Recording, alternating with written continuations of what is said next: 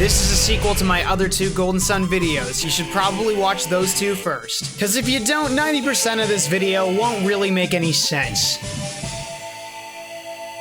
When I was a kid, I played a ton of Golden Sun. I was obsessed with it. It was so colorful and the music was so good. I used to think, man, maybe when I'm 16, I'll get to go on an adventure, just like Isaac. Fucking idiot. Last time, we ended with Felix hurling himself off a 300-foot sacred elemental lighthouse to save a girl whose kidnapping he co-opted. Let's see how Golden Sun covers that one up. So you're telling me the sea rose up over the entire landmass and up about 80 feet or less from their falling point, and they were then washed away. Even still, they're probably dead.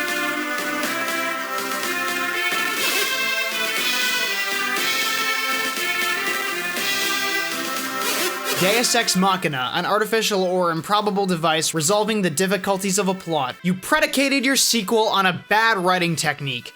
Guess what doesn't change in the sequel? If you want to transfer your data from the first game into the second, it takes a 260 character password to do it. But hey, I'm a stupid 14-year-old kid and I'm willing to do anything for my favorite game series. Unlike the last game, we actually do get some characterization. See, in the old game, Garrett was slightly hot-headed and everybody else was cardboard. In this game, Jenna is a screeching fucking 5-year-old who gets set off at the smallest hint of an insult.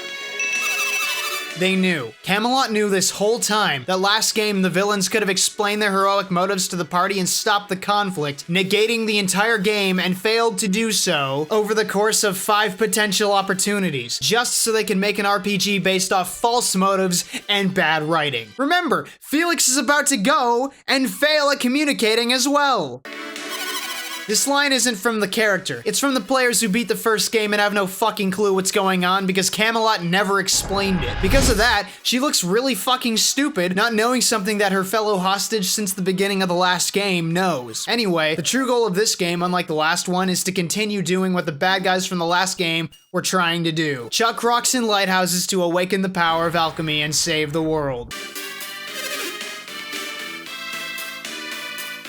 At this point, our new party's trying to escape the lighthouse. Currently, we're wanted for S&M capturing Sheba, and Alex does something for the first time in Golden Sun history. Are we hostages still? And if so, why is Alex okay with letting us go free to a meeting place while he handles the soldiers? Either way, we end up outside with Alex when the beacon is lit, leading to an earthquake that breaks this peninsula off from the mainland. Luckily, Felix and Sheba have washed up on shore. So Venus Lighthouse is here, and the peninsula is here, and then it just drifts away. Felix jumps after the earthquake. Is Felix a fucking wizard, bro? Also, Felix can't talk anymore. Hey, don't put in a silent protagonist unless there's a reason. The character already has a stake in the story. He talked all through the final scene. Kraden's a philosopher who has never looked at a map. He's been all over the one continent, but never looked at a fucking map. And now a tidal wave is here to take away the boat. Deus Ex Machina, an artificial or improbable device. So Alex disappears, apparently looking for a boat and leaving his companion compostages, sputtering in seawater and probably dead. Maybe he was planning on killing Sheba and dragging her corpse around Jupiter Lighthouse to get her through. Fucking idiot.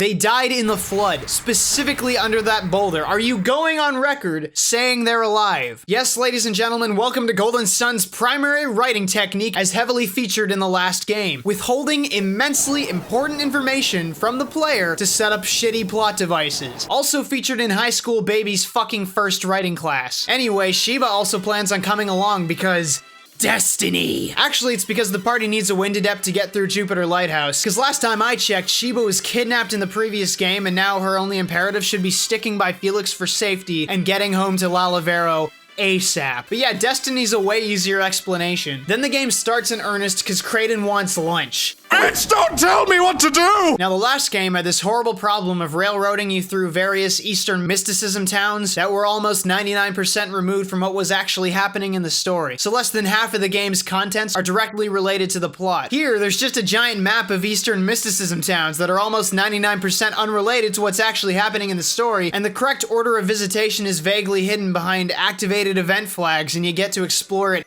freely. Roadblock after roadblock after fucking roadblock. Here's a temple I have no reason to visit. I just walked here. The door's shut, but we get through. This guy's apparently guarding the entrance and he just doesn't even attempt to do his job. Doesn't even look up. This is Golden Sun in a nutshell. Events with no correlation to reality. Oh hey, this dungeon's a maze. I wonder if that'll be a running theme.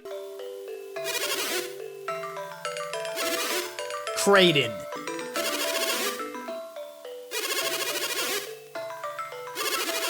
Kraden!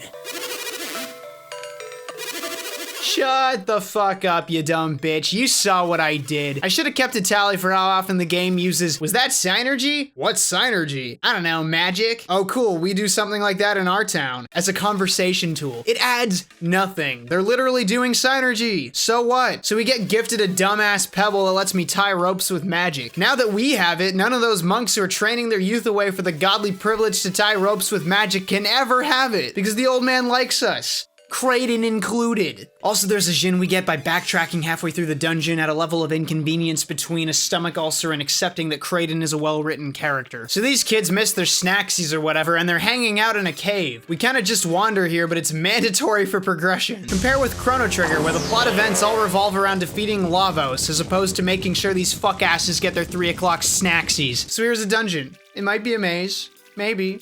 I don't know. There's Jin chasing now, but hey, guys, this isn't content. This is an extension of a dungeon for what's normally a dungeon reward to increase playtime. Cease and desist. Going back to Puddle Place, we meet Alex, who's looking for a boat. So, Alex says he'd rather work alone. So,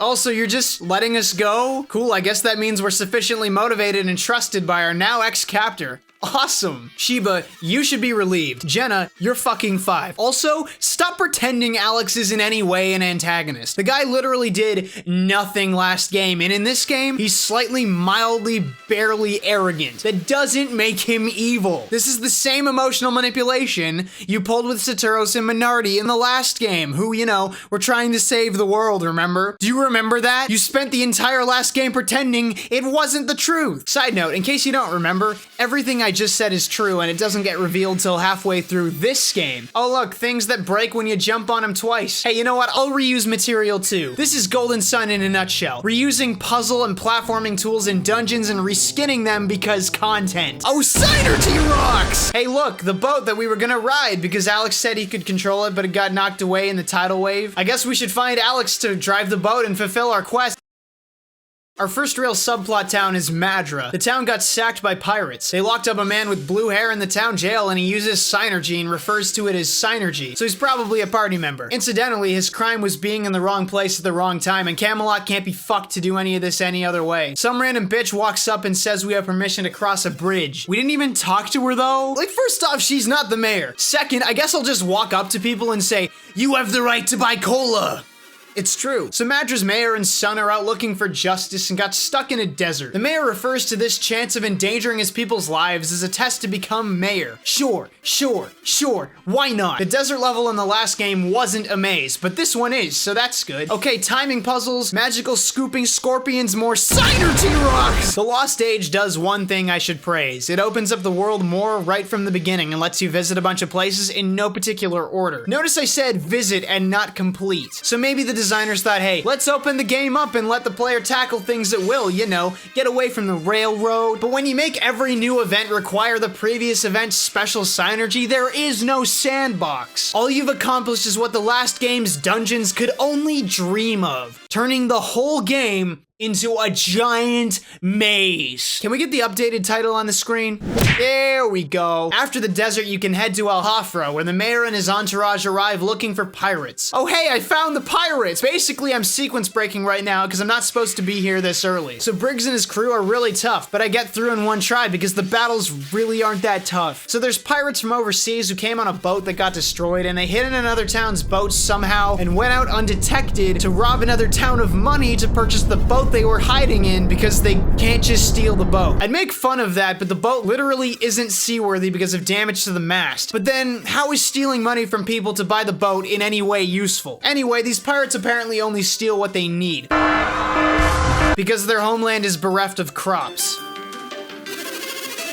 Kraden! She just said that! Kraden! Despite the odd plot hole here, there, everywhere, the subplots are fairly coherent and somewhat interesting. Interacting with other cultures is cool. The actual plot of the game, on the other hand, takes the world's longest backseat to subplot after meandering subplot to such a degree that the first-time player will have no clue what transpired in the last game, no hint of character motivations and development in this game, and might be wondering what the point of any of the first 2/3 of the game is. And do you know how many random caves are in this fucking game? No, seriously, aside from the 2 caves with summons and a bunch with treasures or synergy rocks, there's even one found by mind reading a fucking farm animal who vaguely says the dirt's good to dig. There's a Jinn hidden here in a completely optional location with an unlikely means of access. Thank God I need game facts open at all times during play. And perhaps the worst example is Garou. You can't access it right away, but when you do, you get werewolves. You get literal, actual lycanthropy. This town has no purpose but to build the world. I should be happy about that. I really should, but nothing we're doing affects the plot. We learn the same thing we did last game, that being exposed to sources of synergy, like this giant synergy rock dungeon, makes people able to use it. It's like they really want to build a consistent, interesting world here, but they're only actually interested in being a video game. This might be the only example of a town free of a synergy rock with actual lore in it. I know I'm making fun of the lycanthropy, but and I can't believe I'm saying it, I was having fun playing through this nostalgia trip. Then I did Ayers Rock. This is, without a shadow of a doubt, the longest fucking maze in the Golden Sun franchise. A casual playthrough clocks in at a bit over 2 hours. The whole point is to earn the Synergy Reveal, which we got for free last game. There's no indication that you're finished once you get Reveal, nobody tells you to get it, and there's no boss. It has no story relation and serves only the gameplay and world building aspect of Golden Sun. There's no build-up, and there's no warning. The dungeon is large for the sake of being large, and backtracking through its multiple levels is frequent. So let's talk about Golden Sun in multiplicity. You could make a series of arguments that this game is actually really good. For example, if I put a positive spin on everything and lied about how I felt, it'd sound like this. The Lost Age is non-linear for a large chunk of playtime, and the freedom is a welcome addition to gameplay. The story is mixed into gameplay. You use the same magic in and out of battle, which connects the 2 worlds near seamlessly. Jinn collecting rewards you for exploring the world, something that other RPGs have failed at consistently. The game is fucking beautiful and the music is great. The story is completely unpredictable. You almost never know what's gonna happen next. Ayers Rock is so long and grindy that it actually makes the player feel like they're lost in a giant world accomplishing a monumental task for the first time in the franchise. Most Golden Sun reviews I've seen can't even manage that level of depth because most are nostalgia blind positivity spew fests. So let's shred that viewpoint. The Lost Age is non-linear but also non-directional, giving you this awful level of confusion not seen since Dragon Quest I. Which that game was criticized for, but hey, it's Golden Sun! The game focuses on the world a lot, but never on what's important, the plot. It's like if you were reading a novel about a magical world in danger and a band of heroes, but they never did anything to stop the evil overlord and just walked around looking at flowers all day. The exploration amounts to walking around a barren and confusing map with small caves and places that amount to very little, because a lot of dungeon space is devoted to making things take longer instead of actually providing interesting engagement or challenge. Like pushing pillars a million squares so you can jump on them once. Music can't save something that lasts this long, and most of the sprites come back as recolors later. A lot of the effects are recolored sparks. It's okay, but recycles things constantly. If the argument is that they needed to save space, they easily could have cut 50% of the game's content outright and done that. The story has no rhyme or reason, period. The world exists for you, rather than in spite of you. It's just bad writing, bad storytelling, bad world building. Ayers Rock is so long and grindy that even most fans of the game won't defend it. This ain't the only 2-hour dungeon in the game either. So dislike, whatever, get mad, argue, scream, cry, cherry pick one thing from this video that I get wrong and use it to discredit the whole thing. You're wrong. You're flat out wrong. This game is inexcusable and its score is offensive. Back in El Hafra, Alex is lounging around and is, as always, doing nothing. Bookmark time. Remember when we found that boat that Alex implied he could control, so he likely has the orb on him to control it, and we need to get that plot rolling and light some fucking lighthouses? None of these chuckle fucks do. Seems like that would have solved a couple problems, but since when was that the point of adventuring? The more problems we solve, the fewer adventures we go on. Backtracking to Madra, we can set peers free, and we do. but he runs off to find the black orb to control his ship. Turns out the town was attacked again, but this time by the Kabambo. They only took the black orb. Given this game's predisposition to mysticism and culture, I wonder if the Kabambo are black. Yeah, actually, let's talk about this whole area. Naribwe, named similarly to real-life Zimbabwe, has a racist witch doctor fortune teller, and he does an ooga booga dance. Little Orientalist. Dare I say, a little racist, the way their wise man is reduced to a flailing spiritual stereotype. And Kibambo, the African village with the red afro witch doctor named Akafubu, took the orb to please the great totem god, Kabamba.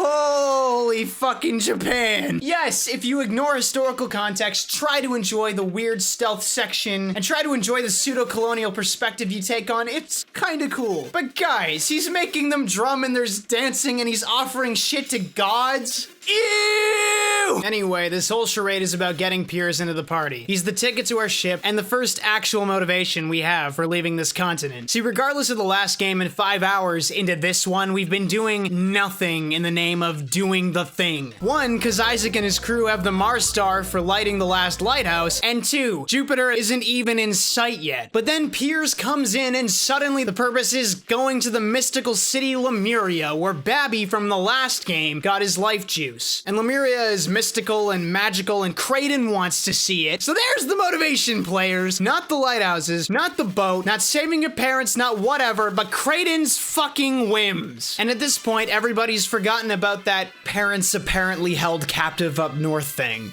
How many motivations do I need, guys? The ensuing dungeon is a cave, and then a maze. What is this trash? The Golden Sun cliche centipede? Right after beating that whatever that was, we're back to Madra again, but this time there's a girl. Her name is Karst. She's Minardi's sister. Minardi is dead. Uh-oh. This is Golden Sun, so no, we will not be sharing information with her, reasoning with her, or doing anything at all with her. She's mad and looking for Isaac, and she's gonna be an antagonist now, even though she has the same goal as us. This is like the opposite of a Deus Ex Machina. Instead of an improbable and hastily produced solution to a problem, we now have an improbable and hastily produced complication to the problem. And see, this is Golden Sun in a nutshell. We make friends with a bunch of characters who locked Piers in jail, because everyone has a good side. Nobody with any reason to be upset with one another is allowed to do so. Conflict, which is necessary for storytelling, isn't permitted to develop. But the nega ex machina outside counts as conflict. And then they give us another science plot! And then Karst is angry and Kraden says, "How do you know it wasn't Felix who defeated your sister?" But only after Sheba says, "You won't see Minardi or Satoris again. Isaac killed them." Kraden! So she's gonna kill Isaac and Sheba's like, well, we better warn him. Isaac is the enemy! He is at this moment the only person active who opposes your goal. He should die, or you should talk. But you won't. You just won't. Alright, enough. Okay, turns out that ship that looks just like Minardi's ship is actually Piers' ship. How, why, what, I don't care. You just gotta go through his entire puzzle dungeon ship interior and kill every single squid inside, which is just the most tedious, just the most. No, lighthouses. Lighthouses. Oh, God damn it, Kraden! If you made it to the end of the video, you're probably one of my stronger supporters, and I can't thank you enough for that. Golden Sun was my most requested game review since I made the first one a year ago, so I hope you liked it. And if you didn't, I'm doing the next one in 4 weeks, so fuck you.